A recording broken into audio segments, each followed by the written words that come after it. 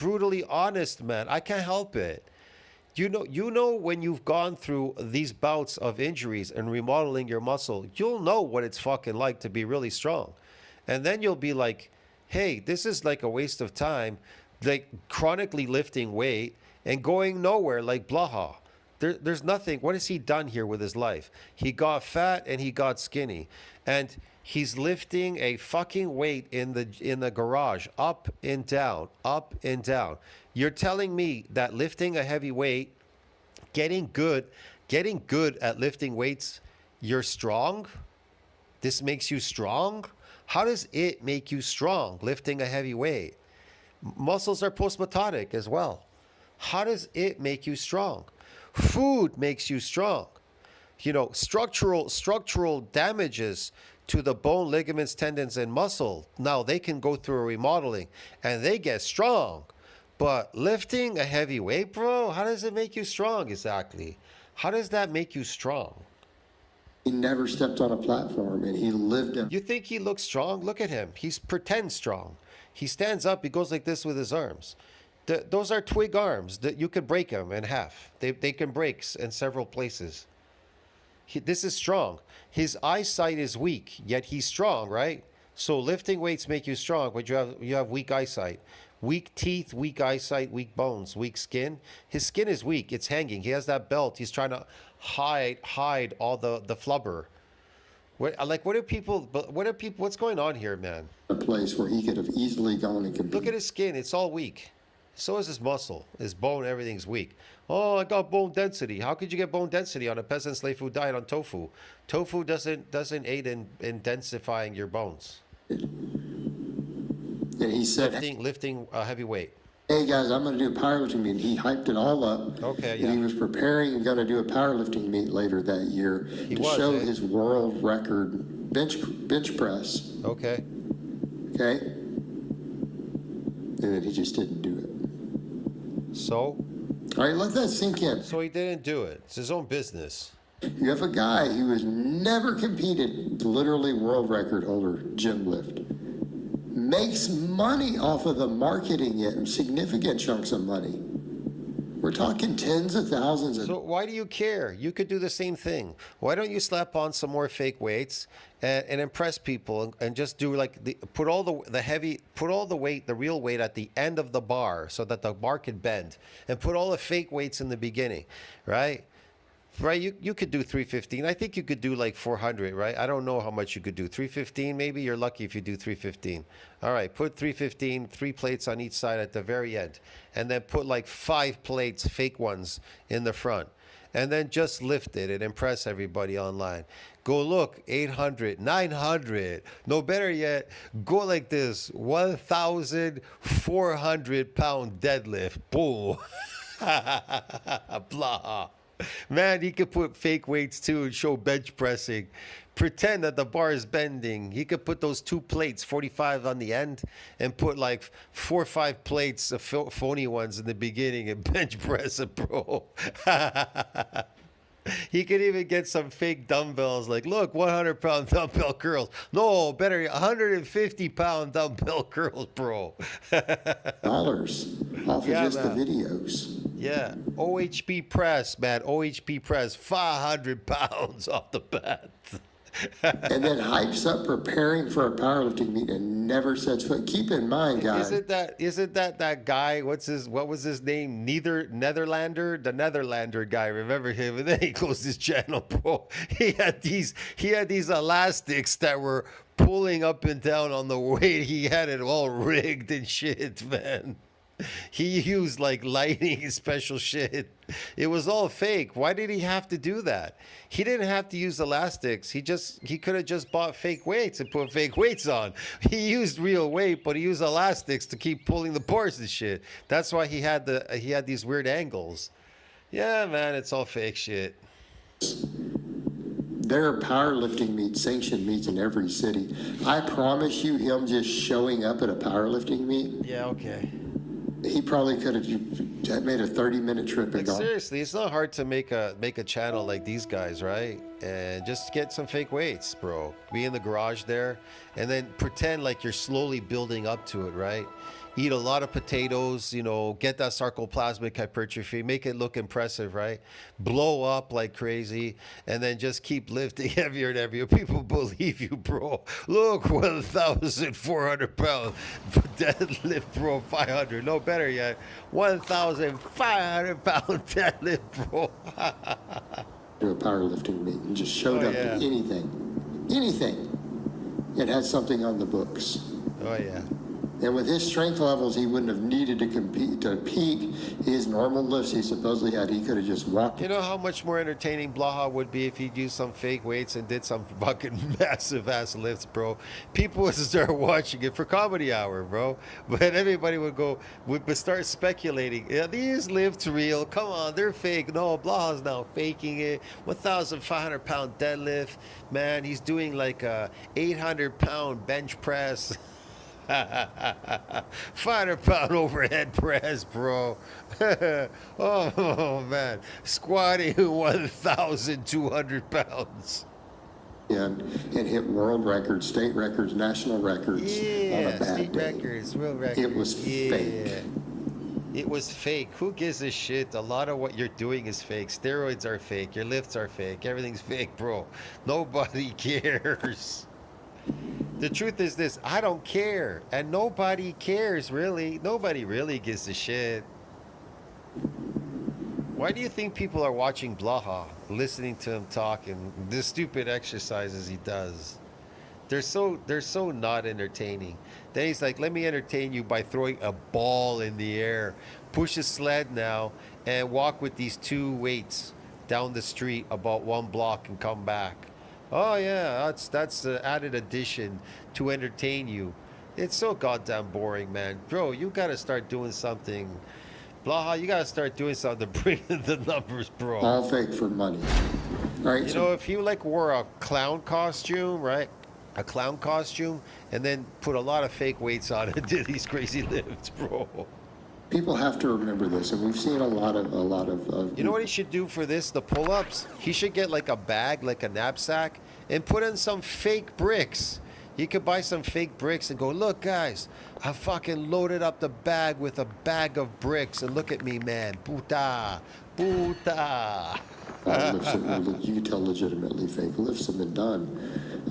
They've caught multiple. Bro, you might even attract some sharmutas. They might even come over. Dude, Alpha Destiny, I called him on and caught him on a fake lift before. And you called out Alpha Destiny on a fake lift before you caught him on a fake lift? Okay, yeah. Yes, but this was, like Blah's fake lifts. These are fake. 10 years ago. It was very clearly was faked. See, clearly, 10 years ago, it clearly was faked. I've never seen Alpha Destiny ever fake any kind of lifts. That's funny. He should fake them. He did it in a commercial gym, all his lifts. He fucking lifted. Those weights were real, dude. They were real. He never faked them. But you could say he faked it because he took steroids to lift them? Yeah, I don't know. Whereas I'm over here using calibrated plates for everything. Even to lift over 1,000 pounds, like he did like rack pulls over 1,000 pounds, Alex Leonidas. Now that's a feat, bro. Trust me. You pulling over 1,000 pounds of real fucking weight, even if it is like 2 inches or something on a rack pull, that's impressive. I gotta say, that's impressive. You need to have good grip and you need to be strong enough to pull that. No cuts in the middle of lifts, Just get in and train.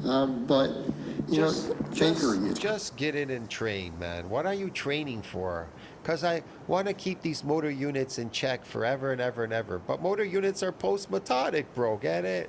They're post-metotic, just like muscles are post-metotic. Created this illusion, and then in the reality, when it's studied in the lab, it's 90% overlap. Your muscle mass size cross-sectional area relative to force production, it's like 90%. Muscle tissue, they call it. Yeah, if you have like myofibrillar growth, but they're not getting any more growth because just like it says in NCBI, remember? It says when the group came back in the second week, why did they get much less damage? If you're getting less structural damage, that means you're not getting any growth anymore. And so That's another thing. But muscles hypertrophy when protein synthesis outpaces protein breakdown. So even if they did get damaged, they came back in the second week. The first week is always the given. We call that newbie gains. That's the given because you were untrained. But now you're trained in the second week. You're trained. You're no longer unaccustomed. Your exercise is not accustomed. So what was one proposed mechanism? They say a proposed mechanism because they got less damage was because they got more sarcomere number and muscle fibers. Yeah, because they remodeled a lot stronger. So they're less susceptible to getting micro injuries from your exercises. Get it? It's protected now. So they're adapted. So they're not really getting any more sarcomeres. So they're not really increasing anything there. They're just getting motor units. And that's it. Now made with our... And that's it. Yeah. I'll see you in the next one. Ciao, man. It's just a waste of time. Blaha sarcoplasmic. Sarco.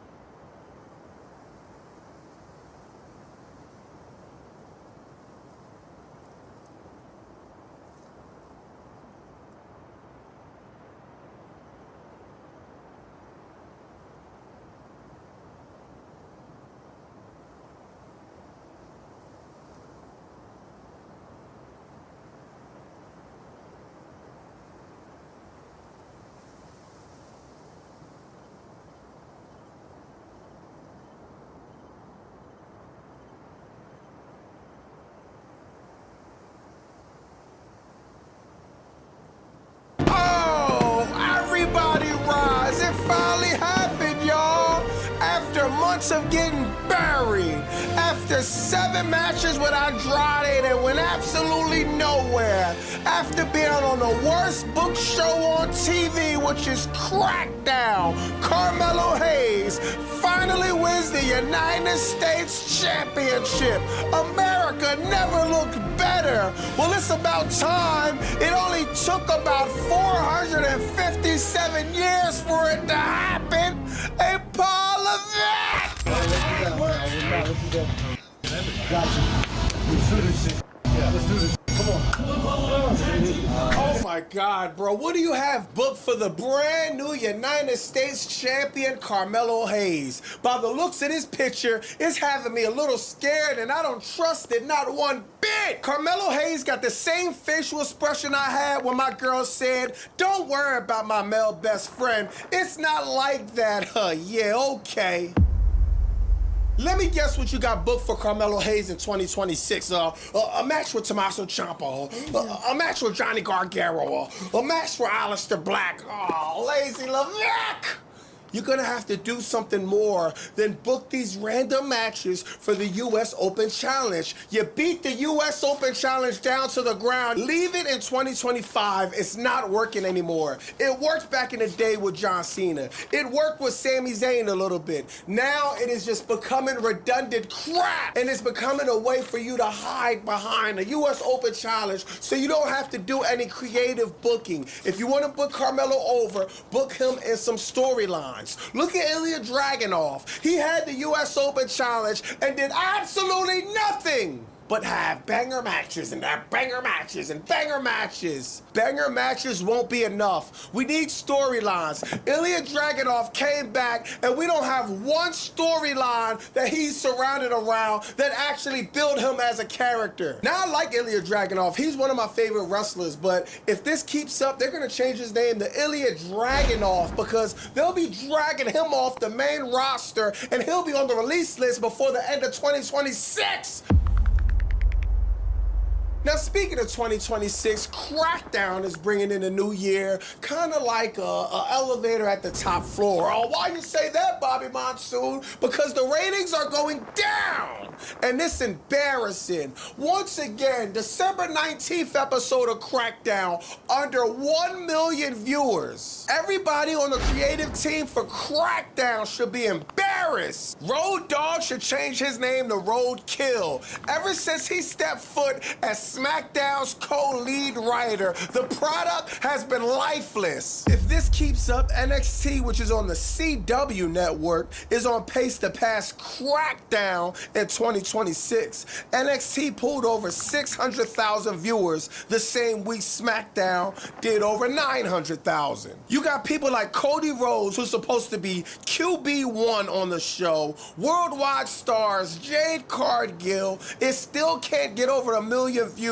opposed to NXT, most people even barely know. This tells you how bad the product on Crackdown is. Now, as we know, Drew McIntyre, Cody Rhodes set for 3 stages of hell, man. And when I heard about it, I'm like, ooh, I can't wait for Royal Rumble. They're like, no, Bobby Monsoon, and they gonna be on Royal Rumble. I'm like, huh? So what is it gonna be on Saturday Night's Lame Event next month? They not like, oh, it's not on there neither. Oh, where's it at? Then come to find out, 3 stages of hell. Drew McIntyre, Cody Rhodes is on Crackdown, and we call it Crackdown if you didn't already know, because you gotta be down with smoking crack to put Drew McIntyre and Cody Rhodes 3 stages of hell on this stupid-ass 3-hour show. I thought it was guaranteed that Cody Rhodes will lose the undisputed title to Drew McIntyre 3 stages of hell, but now I'm afraid that won't be happening. Drew McIntyre will somehow lose again. He has literally lost to Cody Rhodes 148,000 times last year. Then they taxed on another one at a WWE Dark match in Maryland. I'm gonna show y'all this.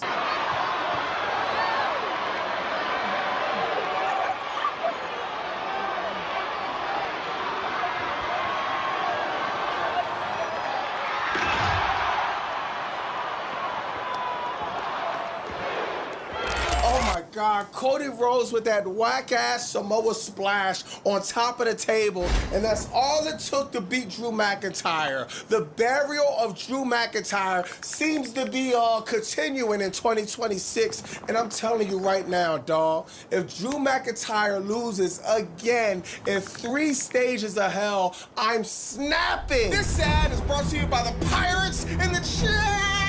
Go to BobbyMonsoon.com. Get your Ruthless Depression ad t-shirt. If you're sick of the BS in professional wrestling, if you're sick of the soulless billionaires taking advantage of the fans, show them you had enough. Go to BobbyMonsoon.com. Get the Ruthless Depression ad t-shirt. Then, now, and never again. Now, Crackdown started off with Joe Hendry doing a guitar concert type segment saying Miz has tiny balls or whatever. It's just like, oh my God, how cringe can this product get? You mean to tell me that we can't say shit? We could barely curse on live TV. Week after week after week, a PG-ass product, but this dude comes out saying somebody has tiny balls? It's like, dog, do you understand how embarrassed I am spending Friday night watching this stupid-ass show? We got room for Tozawa and Otis to be dancing around like reindeers, but no one cannot explain to me where the hell is Angelo Dawkins and Montez Ford? This is embarrassing. Paul Levesque, I hope you're happy. You ruined Montez Ford Christmas. Man, you see the picture with him and Bianca Belair. Montez Ford is pissed off. He's sitting at home collecting dust, while Otis and Tozawa is getting more TV time than the Street Profits. This doesn't make sense. So the Miz comes out, interrupts the concert. He gets beat up by R-Truth, who is masked as the bunny. What am I doing? What am I watching? This is BS. I hate the creative on Crackdown, and I'm dreading January 2nd when we gotta go back 3 hours. Next, you got Charlotte Flair going over Lash Legend. Lash Legend and Charlotte Flair, they should have held off this match. They should have teased this match. They should have built this match up. You don't do a match like Charlotte Flair and Lash Legend on a stupid-ass taped SmackDown that you didn't even try to book. But no, they just throw it together. They do it on a taped SmackDown. It means nothing. Charlotte Flair and Alexa Bliss keep doing the best friend crap.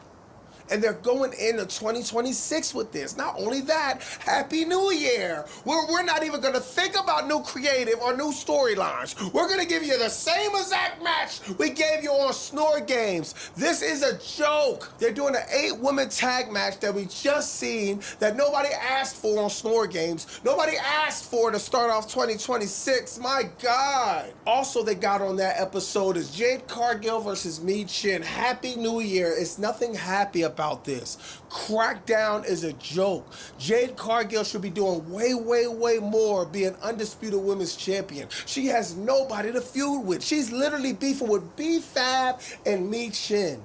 Mi Chin is great. B-Fab is great. The creative sucks. So they don't ever have a chance to actually be seen in a good light. We all know Jade Cargill's a star, but she's going to get all the flack for this stupid-ass title run because the creative sucks that bad. After that, you had the obvious match of the night. Ilya Dragunov, Carmelo Hayes. Another great match. Great Ilya Dragunov. Another great match. We don't care.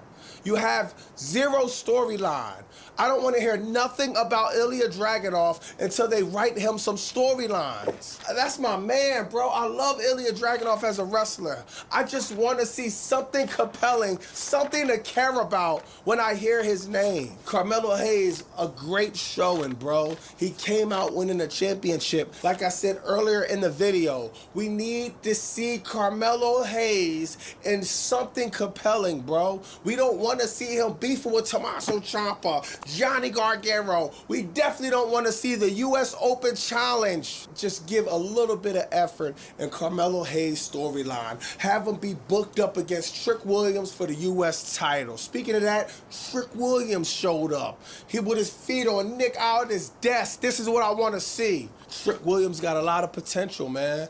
Trick Williams can really do great things in WWE. I hope to God Paul Levesque neck doesn't drop the ball with him or Obafemi. 3-hour SmackDown could not be torture.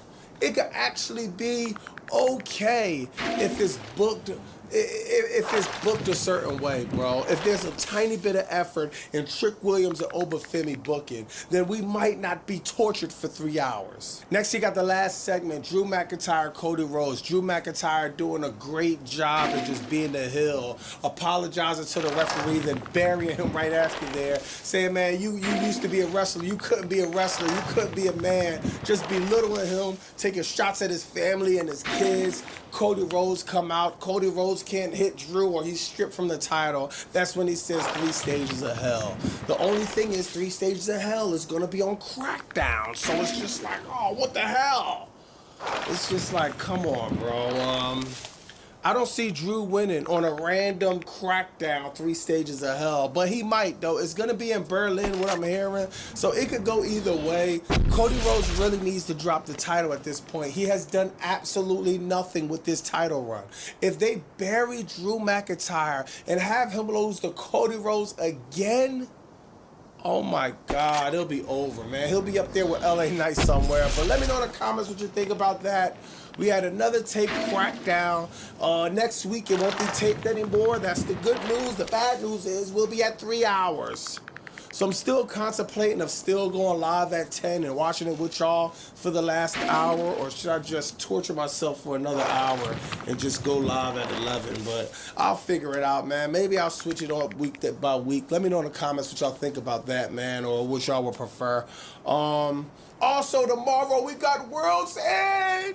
Oh, actually, he'll be dropping Saturday morning. So today, later on today, thank God for AEW. We got World's End. I'm looking forward to seeing how Tony Khan is going to book AEW going into 2026. I think we're going to have some surprises. I think we're going to have some curveballs. This World's End card could be a little bit better, but I'm not complaining. It's still light years ahead of anything WWE is doing right now. Let me know in the comments what you think about that. Bobby Basu 215. Like, comment, subscribe. Bah!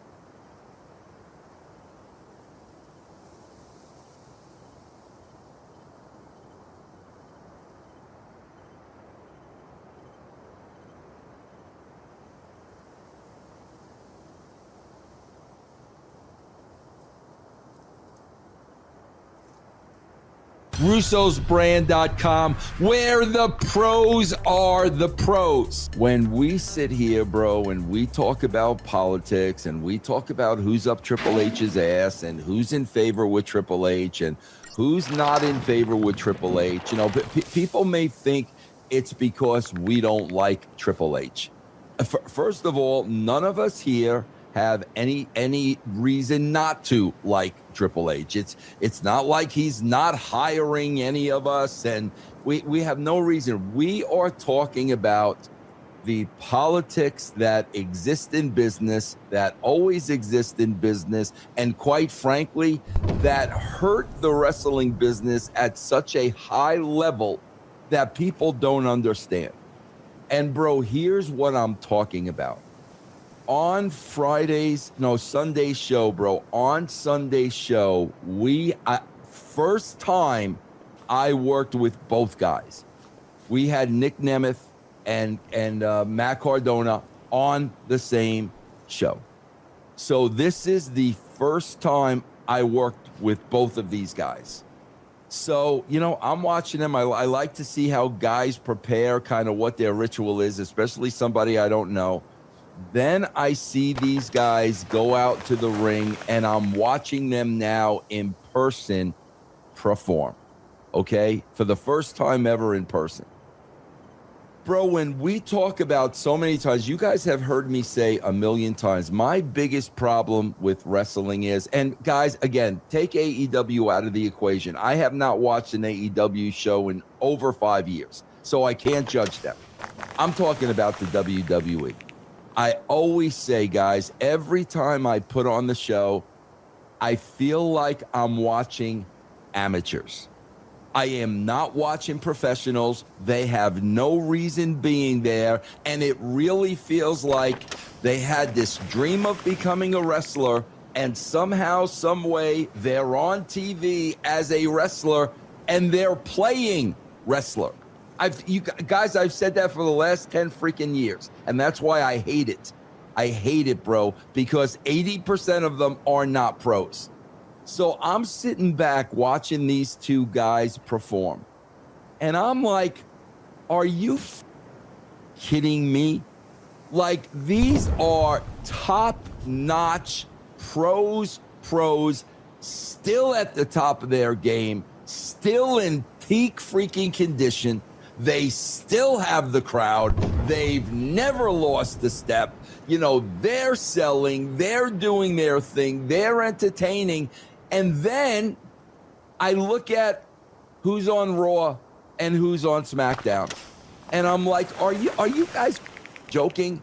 Are you joking that these two guys are not on your show, but you literally bring up these NXT kids that are freaking amateurish? And I just got to tell you guys, man, until you actually see it and you realize what their product is, and you've got guys like this that used to work there and no longer do. And bro, you guys are gonna pop, because this was the first time I ever met Cardona, right? And bro, I went up to him, I introduced myself, and here's the first thing I said to them. Bro, shaking my head, I said, the biggest mistake you're never gonna be able to rebound from, you should have let them use the pool, bro.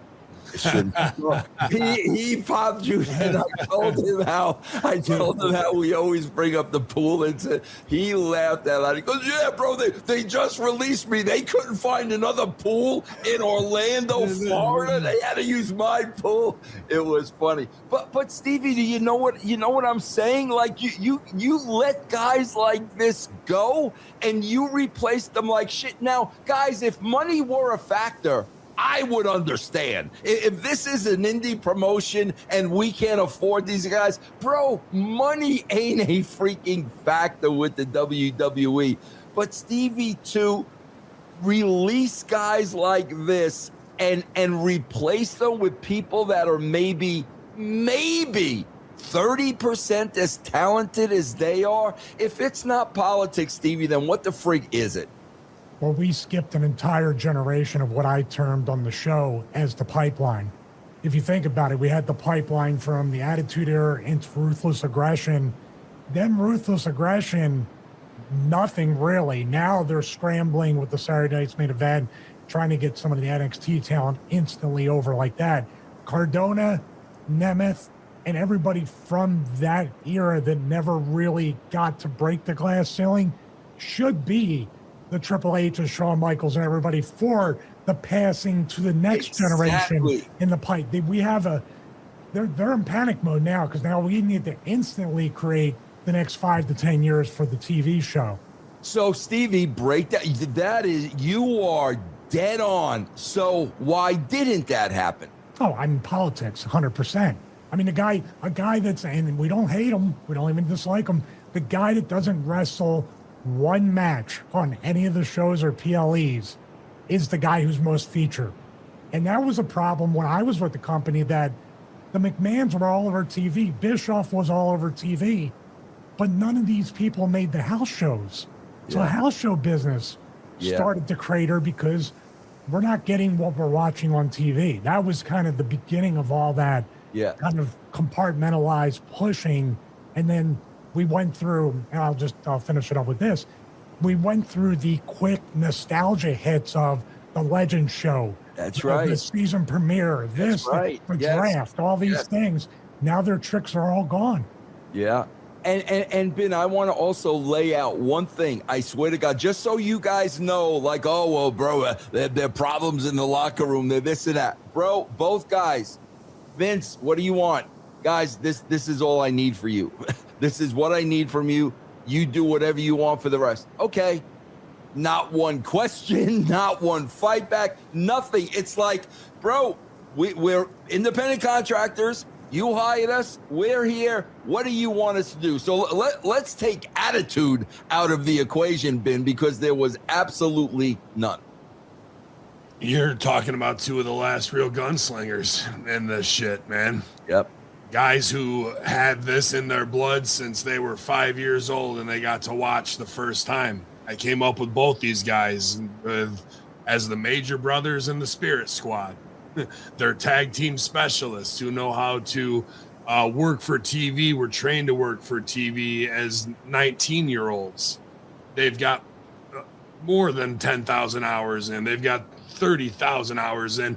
And even if they were world champ, they still never got the value out of them that they should, that Stevie's talking about, because the protect the McMahon franchise spot was more important. And they used those guys up, or so they thought, because they'd seen them too much. And they never really even got close to the value out of them. Everything that they did was to try and bury Ziggler a little bit. And he goes, watch me get it over because of how good I am. Matt Cardona is possibly the biggest case study in being brilliant ahead of your time and not making them think they came up with it. All the internet stuff, he was way ahead of everybody else. And they couldn't see it. And it took them 5-6 years to emulate it after, burying him for getting himself over. And they both look like Ken dolls. Amazing, like, bro.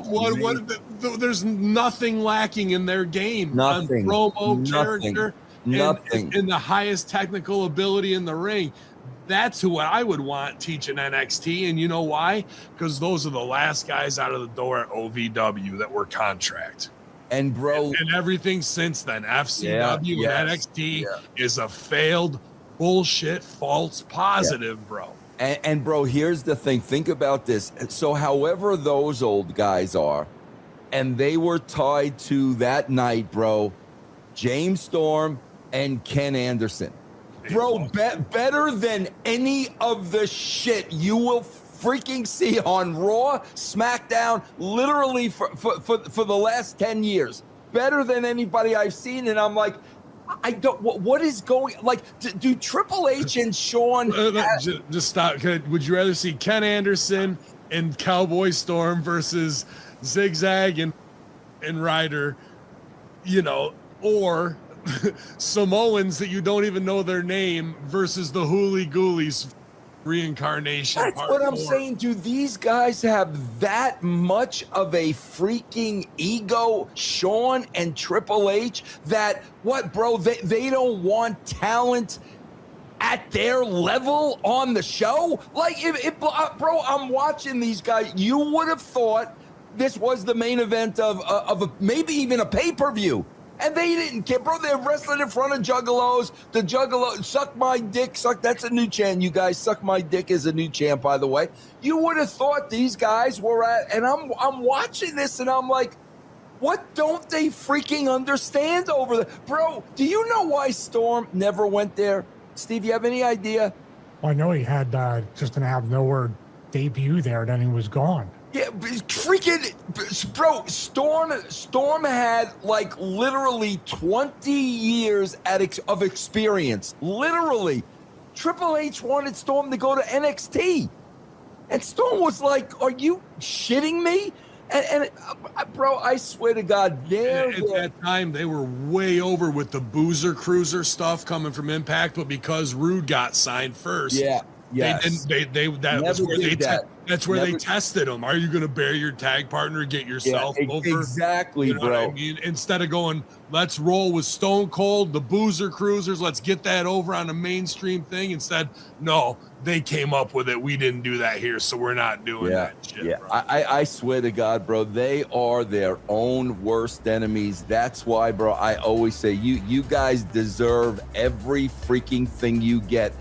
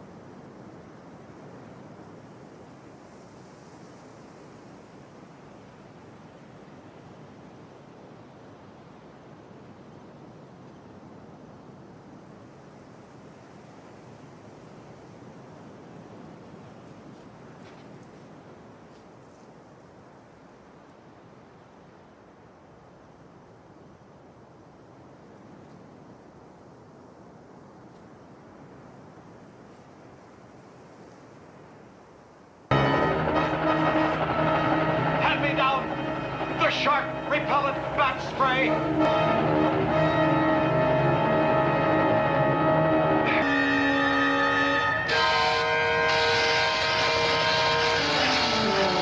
You saw that title. Dumbest scene in Batman movie history. Well, I bet you're expecting a scene from the infamous Batman and Robin, with the loaded crutch, the deep-set butt cracks, and the surprise armored nipples. Maybe it'll be one of Schwarzenegger's ridiculous puns. Let's kick some ice. Maybe Uma Thurman, attempting to be a retarded man's idea of a femme fatale. Living in the shadow of the big bad bat. You don't need him. You're the star. And yes, granted, it makes sense you'd make an assumption like this, but Batman and Robin was idiotic by design. Director Joel Schumacher, patron saint of the 80s backdoor shenanigan boom, taking more 00 and 7, if you catch my drift, than an entire San Francisco Pride Parade combined, freely admitted to the film being little more than a toy commercial. A whole lot of bright colors and goofball hijinks to sell a wave of action figures to the snot-nosed brat demographic. At no point did this film attempt to be anything serious, groundbreaking, compelling, watchable, and at no point did it expect you, the viewer, to treat it like it was. So yes, while it does absolutely suck, looking at it from a relative perspective, it succeeded in its cash grab goals, even with the disappointing box office revenue at the time.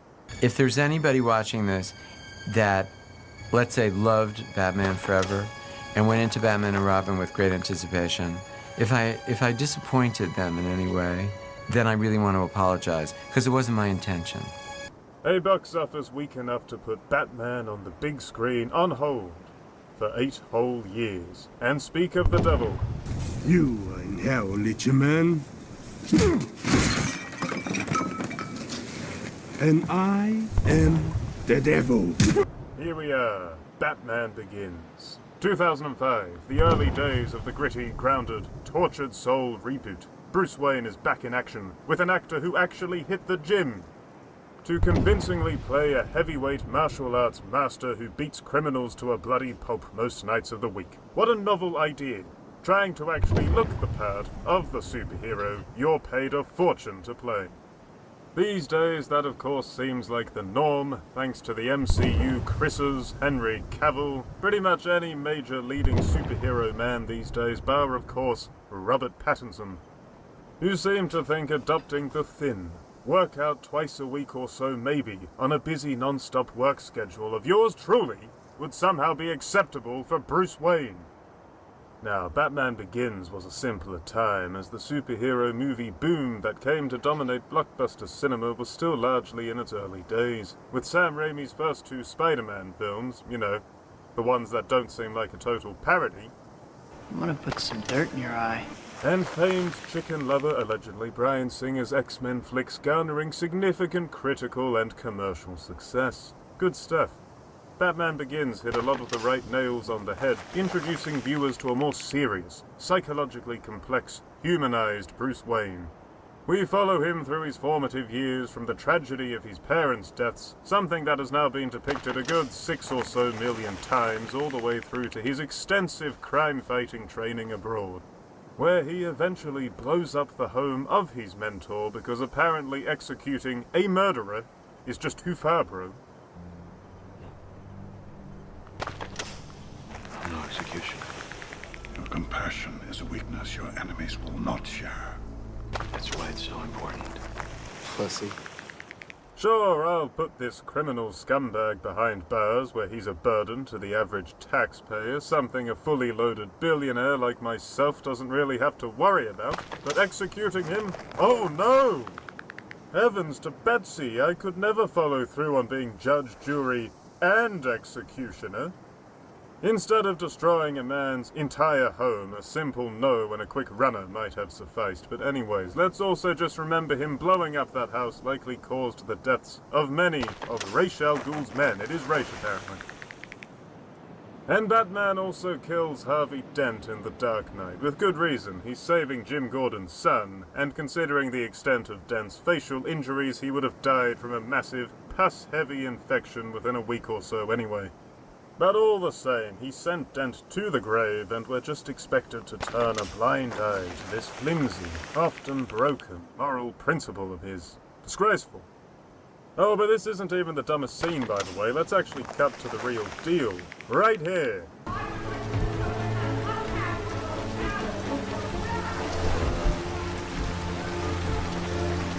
As you can see, Batman is spotted by that inbred monster from Game of Thrones. What's the big deal? Nothing stupid here. Someone could spot him at the right moment if he's out using people's homes as his own personal bouldering gym in the evening, I hear you say? Sure. Batman stops. He eyeballs Joffrey, and Joffrey spells out what he already knows. It's you, isn't it? Everybody's been talking about you. If you know it's him, why are you asking? How many other people are out and about in $1 million plus armor, a high-tech cape, and a bat mask? In a time where the news keeps mentioning a Batman on the loose. I mean, come on now. Of all the things to ask the guy if you saw him. And then we get to the real kicker. Joffrey is worried about his clout at school. No one's gonna believe he saw the Batman. Tough luck, kid. That's what someone with half a brain might say in the Dark Knight's shoes here. Instead, Batman throws over a piece of his tech, one of his countless gadgets for Joffrey to do show and tell with in class tomorrow. The other kids won't believe me.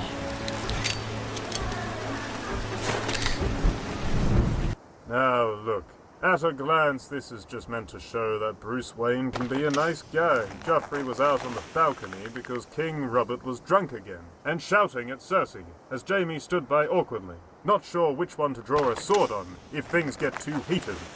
The kid's having a rough night, and then he gets the wild moment of meeting Batman for a quick few moments. Now, Despite having his whole life handed to him via his mammoth inheritance, Bruce Wayne is perpetually traumatized from that time some penny-pinching weasel gunned down his parents over a wallet and a pearl necklace right in front of him. And that is a shame and all, but frankly, sad boy Bruce does not appreciate just how lucky he really is. Many of us would love to have billionaire parents who are removed from the equation at a relatively early age, leaving us all of their stuff without being around to project their endless insecurities and failings onto us, ruining our teenage years and in general just getting in the way. And being an embarrassing, authoritarian nuisance who has the gall to wonder why we don't speak to them all that much in adulthood. Moving swiftly onwards, here Wayne, still very much in touch with his inner youngster throughout the film, clearly feels some sympathy for the dreaded Boy King of King's Landing. Oblivious to the fact that this horrible, twincest abomination is among the army's worth of antagonists to have caused an on-screen Sean Bean death over the years. And in the heat of one of his sad boy moments, Batman throws away one of his countless toys to make this kid's day. Here's the thing, realistically speaking, this decision will go one of two ways.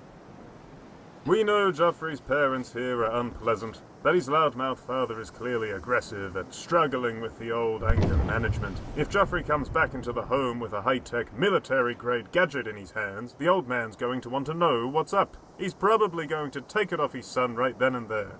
I think we all know the score here. It's a bad neighborhood. Joffrey's dad is an angry drunk. He probably got laid off from the factory or wherever it was he worked, and now he's at home all the time, drinking like a fish.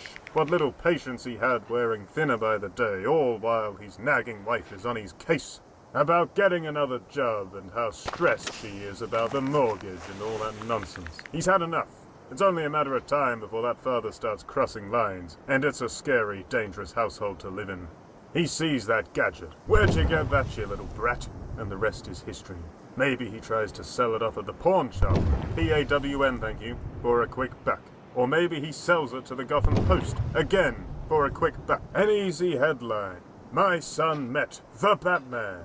Either way, the result is the same. Batman's tech is out of his hands, and someone's going to do the due diligence and trace that hardware back to Wayne Industries. And wouldn't you know, Batman just cropped up in Gotham soon after Bruce Wayne made a surprise return after years in obscurity. Coincidence? I think not. The other option heads in the same direction, eventually. Joffrey goes into school. Hey guys, look what the Batman gave me. School bully guy catches wind and steals it from Joffrey, probably after shoving him in a locker, giving him a swirly or some other such sadistic cruelty that reminds us all how casually evil most people are when left unchecked. School bully goes home. Parent sees the gadget. You get the idea. Either way, the trail runs to someone, whether in the media, the police, or indeed an organized crime, getting their hands on that gadget and doing the necessary homework to begin piecing together Batman's fairly obvious secret identity. And here's the thing, as shown in Batman Begins and most iterations of the character, Jim Gordon is prepared to bend the rules of the GCPD to work with the Caped Crusader to clean up Gotham. That's all well and good, but he's the minority. Most of those cops, either because they're taking mob money on the down low or because they just can't stand some costumed vigilante doing a better job of catching the bad guys than they do, are going to crack down hard on arresting Bruce Wayne and throwing the book at him. And even with all that wealth, Bruce Wayne's looking at prison time unless he flees the country pronto, or is mysteriously found hung in a holding cell with a corpse that looks suspiciously fake. Anyways, the Batman's in the big house, probably Blackgate, surrounded by crooks who now know his whole thing was beating them up, many of them likely there behind bars, specifically because of him. And it's at this point Zack Snyder's wet dream could finally come exploding into reality. You see, back when the Snyderverse, a world of brooding anti-heroes and muted color schemes, where Superman did more collateral damage than 15 9/11s, and Batman just could not get enough of that whole homicide thing. And the Joker for some reason was riffraff. Back then, Snyder, in his desperation to have the darkest, most badass, edgelord, heavy film universe ever, said anything horrendous could happen in his movies to any character. In fact, it was quite possible that Batman could wind up in prison where, maybe, well, let's just say a certain bar of soap would get dropped. Okay, so that's the general joke about this comment. Old Zachary, the genius behind such gems as Sucker Punch and Rebel Moon 2, The Scargiver, was promoting his film adaptation of Watchmen at the time. That film where Snyder didn't have time for a lot of key plot points from the comic or that giant fake alien that lands in Times Square, but he did have the time to pointlessly draw out a couple of fight sequences and have some hopeless prison inmate get his chubby bingo wing arms power sawn off. He explained how Watchmen had a lot more room for real-world lust and cruelty and maturity than the average, more conventional superhero comic would dare provide. And essentially, in a bleak world like that, well, Batman in the big house could end very badly. And that brings us back to Batman Begins, where Bruce Wayne has thrown his entire life, his double life, away to hand Joffrey not quite a Baratheon one of his toys, and for all of his martial arts training and intellect, Bruce Wayne is still a rich, pretty boy all alone in a hellish concrete compound, surrounded by his enemies. It's gonna get messy. You may well be picturing it, a little something like Rorschach's brief run behind bars. None of you seem to understand. I'm not locked in here with you. You're locked in here with me. Unfortunately, as a big, purple, environmentalist freak once said, reality is often disappointing. Numbers matter, and showers are no laughing matter. And you know, the thing is, once that happens once in the big house, well, that's that. Everyone knows you're never looked at the same way again. Someone's gonna teach you manners, Venom. Yeah, well, it ain't gonna be you, Prag.